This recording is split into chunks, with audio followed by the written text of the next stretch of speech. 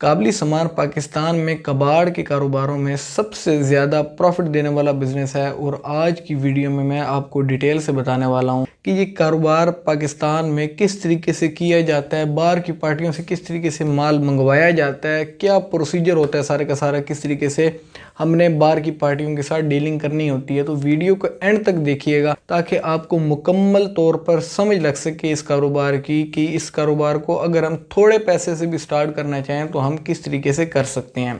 सबसे पहले हमने ये देखना होता है कि हम कौन सी कंपनी का माल मंगवा रहे हैं। अगर हम टोयोटा का माल मंगवा रहे हैं, जैसे टोयोटा के अंदर वीगो डाले हो गए या कोरोला कारें होगी वगैरह वगैरह, जितने भी टोयोटा की आइटम्स यहाँ पर पाकिस्तान में जितनी भी गाड़ियाँ टोयोटा की अवेलेबल है, हमने उनका सामान लेना है तो हमारे लिए चॉइस जो है क्या होती है, दुबई भी होती है, सिंगापुर भी होती है और हमारे लिए जापान भी चॉइस होती है। मगर अब सबसे ज़्यादा हमने ये चीज़ नोटिस करनी होती है कि कौन सी जगह से माल लेना हमारे लिए ज़्यादा बेनिफिशियल होगा। अगर हम जापान से माल लेते हैं तो हमें उसकी क्वालिटी भी अच्छी मिलती है लेकिन उसका रेट थोड़ा हाई होता है।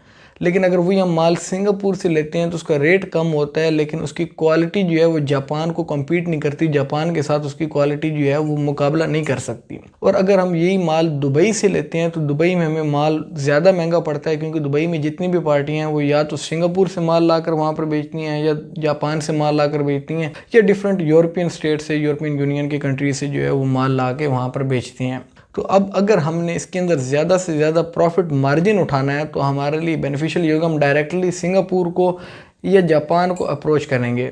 लेकिन जापान को यहाँ पर ज़्यादा प्रेफरेंस इसलिए दी जाएगी कि जापान का माल चाहे थोड़ा महंगा होता है लेकिन जापान का माल क्वालिटी वाइज काफ़ी ज़्यादा अच्छा होता है और वो पाकिस्तान में उसकी डिमांड सिंगापुर के माल की निस्बत ज़्यादा होती है। अब यहाँ पर सवाल ये पैदा होता है कि आखिर हम जापान की पार्टियों को यहाँ पर बैठे बैठे अप्रोच कैसे करेंगे। अप्रोच हमेशा इस तरीके से की जाती है कि हम यहाँ पर पाकिस्तान में बैठ के ऑनलाइन अपनी सर्फिंग करेंगे। इंटरनेट का दौर है, सब कुछ डिजिटल हो गया है, हमें सारी की सारी इन्फॉर्मेशन जो है वो डिजिटल मिल जाती है, बाआसानी मिल जाती है।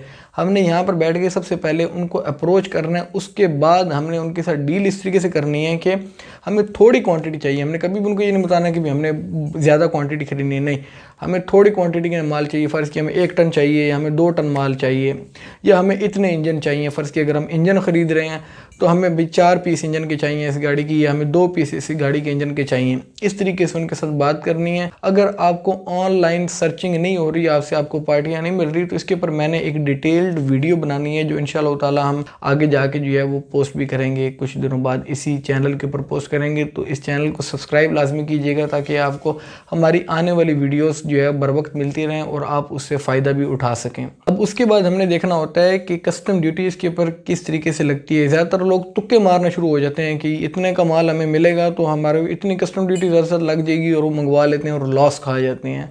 इसका बेहतरीन तरीका ये होता है कि आप एग्जैक्ट कस्टम वैल्यूएशन जो है वो उसके बारे में थोड़ा बहुत नॉलेज ले लें। अगर आपके पास नहीं है तो कोई प्रॉब्लम नहीं है, इतना ज़्यादा मुश्किल नहीं है, ये आप इजीली जो है वो कैलकुलेट कर सकते हैं कस्टम ड्यूटी। ये आपको एक टिकर शो हो रहा होगा जिसके ऊपर मुकम्मल डिटेल आ रही होगी कस्टम ड्यूटी की कि कस्टम ड्यूटी कितने कितने % जो है वो ऑटो पार्ट्स के ऊपर लगती है। इसके हिसाब से हमने देखना होता है कि इसके ऊपर असेस्ड वैल्यू कितनी है। उस असेस्ड वैल्यू को हम इसके ऊपर जो है वो कैलकुलेट कर लेते हैं और हम इससे अपनी कस्टम ड्यूटी की वैल्यूएशन कर लेते हैं कि कस्टम ड्यूटी कितनी लगेगी। इस तरीके से आप कस्टम ड्यूटी इसके ऊपर कैलकुलेट कर सकते हैं। हम हर पार्ट की अलग असेस्ड वैल्यू होती है और असेस्ड वैल्यू के बारे में अगर आपको कुछ नॉलेज चाहिए हुआ कि इस पार्ट की असेस्ड वैल्यू क्या है तो कमेंट सेक्शन में मुझे बताइएगा, मैं आपको इसके बारे में जो है गाइड कर दूंगा, फ़ौरन बता दूंगा कि कौन से पार्ट की कितनी असेस्ड वैल्यू। अगर मैं यहाँ पर बताने लगूँ तो ये वीडियो 1 घंटे की हो जाएगी, इतने ज़्यादा पार्ट्स हैं जिनकी असेस्ड वैल्यूज़ हैं। तो इस वजह से आपको जो सी भी पार्ट की असेस्ड वैल्यू जाननी हो तो मुझे कमेंट सेक्शन में बताइएगा और हमारे चैनल को लाजमी सब्सक्राइब कीजिएगा। Well that's all for today दो। अल्लाह हाफिज़, टेक केयर ऑफ़ योरसेल्फ।